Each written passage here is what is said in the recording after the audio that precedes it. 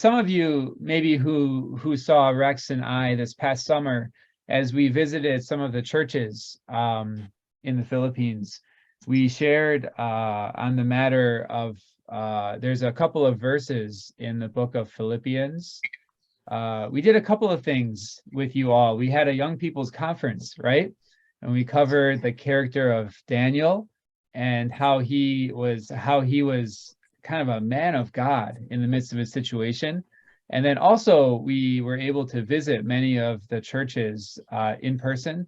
And when we visited, we spoke mainly on a couple of verses in the book of Philippians about Paul and his relationship with the church in Philippi, and how he wanted to pour himself out as a drink offering upon the sacrifice and service of their faith. So that was last summer.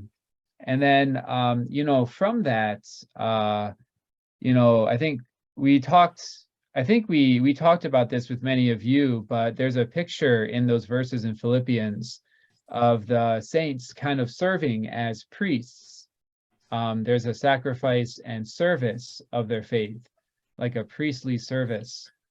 And then from that, Brother Rex was more inspired. And this past New Year's weekend that we had here in the U.S., we had a conference with the churches here in the U.S., and Brother Rex shared more on the New Testament priesthood. So you can see how something in his heart that the Lord put there is somewhat growing. He's somewhat like in something that the Lord has given him, and he's struggling to see more come out of that. So at that conference, he covered the matter of the New Testament priesthood. And we thought that we would bring that to all of you and share with all of you what we've enjoyed here in the U.S. So we could have some mutual enjoyment.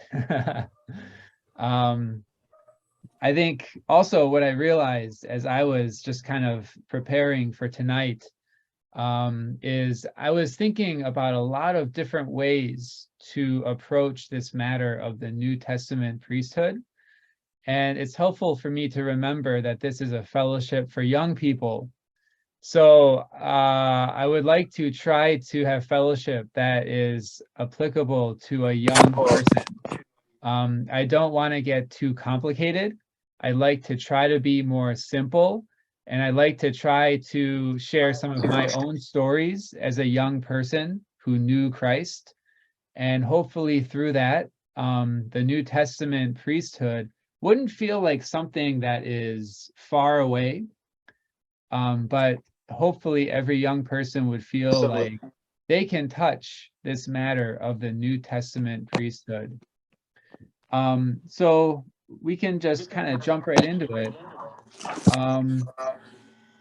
I did send an outline to Brother Jonathan. Some of you may have it, some of you may not. So I'll just point you to the main Bible verse for tonight. That is in 1 Peter chapter 2, verse 9. 1 Peter chapter 2, verse 9. And maybe I can read this to all of you. I'll just give a moment for those who are needing to turn to it. So this is the Apostle Peter writing, and he wrote this in chapter 2, verse 9. He said, "But you are a chosen race, a royal priesthood, a holy nation, a people for his own possession, that you may proclaim the excellencies of him who called you out of darkness into his marvelous light." Read that one more time. "But you are a chosen race, a royal priesthood, a holy nation, a people for his own possession, that you may proclaim the excellencies of him who called you out of darkness into his marvelous light." This is a marvelous verse. It even uses the word marvelous in the verse. And there are many elements that we could talk about in this verse. This verse really shows us what our identity is as people of God. And it starts like this: you are a chosen race. It's who you are. If you're a believer, if you've received Jesus Christ as your Lord, you are a chosen race. It's who you are. And who else are you? You are a royal priesthood. And who else are you? You are a holy nation. And who else are you? You're a people for his own possession, for God's own possession. So in this verse, there are four items of what our identity is after we've received Christ. And each one of these are a precious item. I'll just say this. I can see some of you have your videos on. I can see the church in Davao City. I can see all of you. You know who you are? You are a royal, what are you? A chosen race. Can you believe that? I see you brothers. You brothers are all so handsome. It's not hard to imagine that God would choose you. But I see all of us on this screen. Do you know who you are? You are a chosen race. You and I, naturally speaking, are different races. But together in Christ, do you know who we are? We are a chosen race. We're the same race, you and I. And you may look at me and say, Mark, you look very different than I. And I would look at you and say, you look very different than me. And you may say, but Mark, what do we have in common? I would say, naturally speaking, not much at all. But because we have Christ Jesus, we are a chosen race together. Hey, so brothers in Davao City, you know what? Me and you, we are the same. We're the same race. Yeah, amen. We're a chosen race together. And then I'll skip the next one for just a moment, but what else are we? We're a holy nation. So you may say, but Mark, I'm Filipino and you are from the US. I can see the church in Panabo on the screen. I can see all of you. Hello, hello.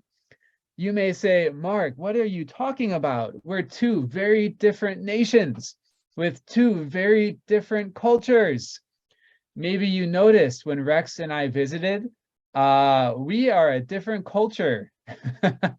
And you have a different culture from us.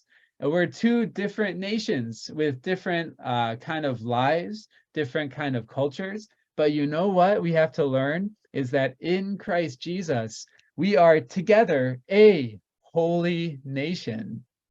So the church in Panabo, you know what? When you look at me, you should say, hey, Mark Miller, he's a fellow, we are part of the same nation. And when I look at you, you know what I should say? Hey, church in Panabo, you know what? We're part of the same holy nation. Isn't that wonderful? You have to think about how you feel about your countrymen. You feel like, I can say this because we traveled outside of the US last summer, but when we saw other Americans, I just felt very warm inside, very happy to see fellow Americans outside of the country. And if you were to visit me here in the US, you might feel very lonely. And if you saw a fellow Filipino on the street, you would suddenly feel very warm inside. You would feel, that is my countryman. Am I right? Probably. But, when we look at each other, because we both have Christ, we should feel very warm. Oh, we're part of the same nation. Praise the Lord. The Lord has put us together to be part of the same nation. And all of us are a people for God's own possession. But look at this curious phrase right in the middle. What else are we? We're not just a chosen race. We're not just a holy nation. We're not just a people for God's own possession. We're also a royal priesthood. Do you see that?